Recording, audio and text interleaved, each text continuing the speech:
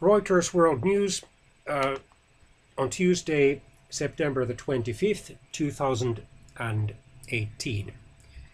The outgoing Swedish Prime Minister and Social Democratic leader, Mr. Stefan Löfven, lost a no-confidence vote in Parliament today, with the anti-immigration Sweden Democrats threatening to block any new government unless they are given a say in policy.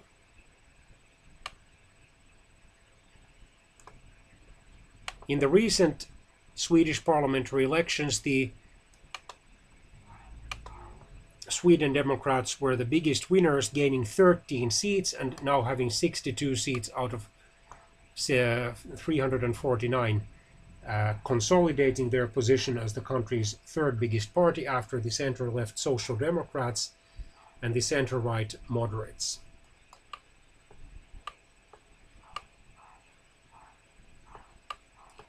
The rise of the populist right and far right across Europe has forced many traditional parties into an uncomfortable choice of sharing power with populist forces or reaching out to long-standing opponents to keep them out. Sweden, long seen as a bastion of liberal values and political stability, now faces the same choice with its center-left and center-right blocs evenly balanced after the September the 9th election and the Sweden Democrats holding the balance of power. Now the excitement will really start, said Mr. Ulf Bjereld, political scientist at Gothenburg University in Western Sweden. The parties will have to show their true colors now.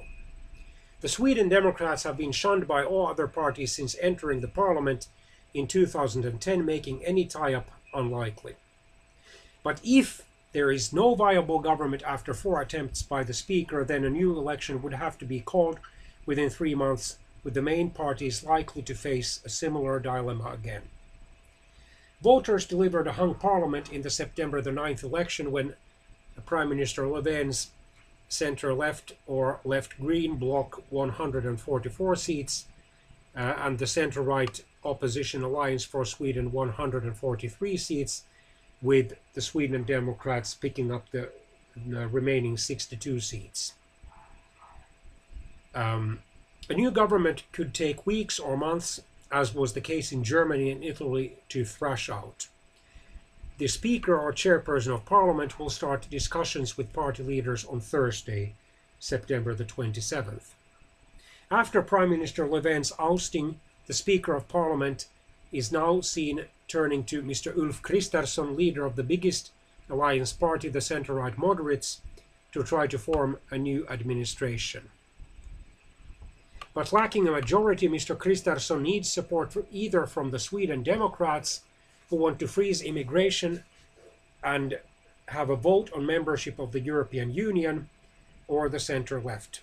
Neither choice looks viable.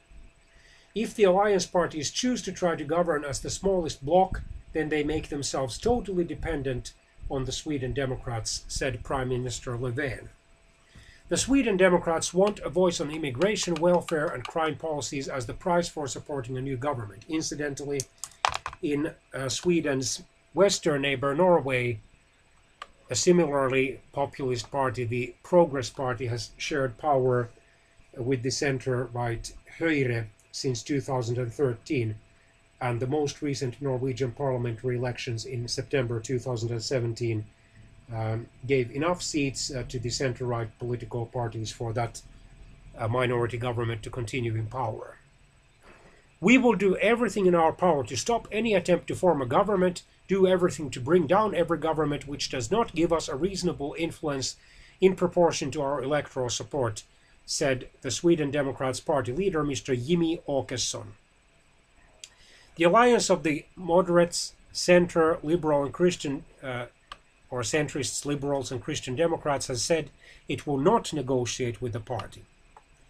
Nevertheless, the moderate leader Kristersson said his chances of forming a government were good for the simple reason that voter support for an alliance government is much stronger than that for any other government. But I'm very conscious of the fact that the situation in Parliament is very complex, he said. The only other alternative, support from the centre-left, has been ruled out by Löfven, who is hoping for another shot at being Prime Minister himself. An alliance government has only slim chances of being formed, Linnaeus University political scientist Mr. Magnus Hagevik said. Despite the uncertainty, markets barely reacted on Tuesday. Sweden's economy has enjoyed strong growth for years and government finances are strong. Economic policy is unlikely to shift radically under a new government, and there is broad agreement about the need to tackle structural problems in areas such as housing and the labour market. The Swedish crown or krona has strengthened since the election. If Kristersson fails to form a government, the Speaker could turn once more to Löfven, still the leader of the biggest party in parliament, the Social Democrats, who have dominated Swedish politics for decades, actually since the 1930s, with only relatively short periods in opposition, the longest one so far being, the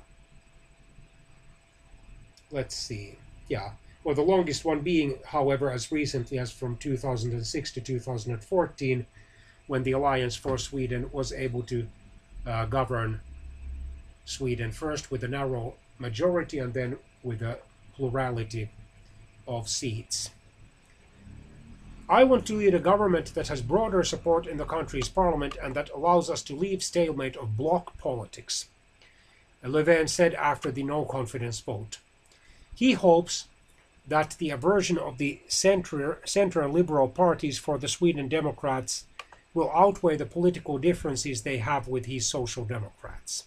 In other words, that they could at least form a so-called supply and confidence agreement whereby they would stay in the opposition, but on questions of the budget and parliamentary confidence, they would vote for the or with the Social Democrats, or at least abstain.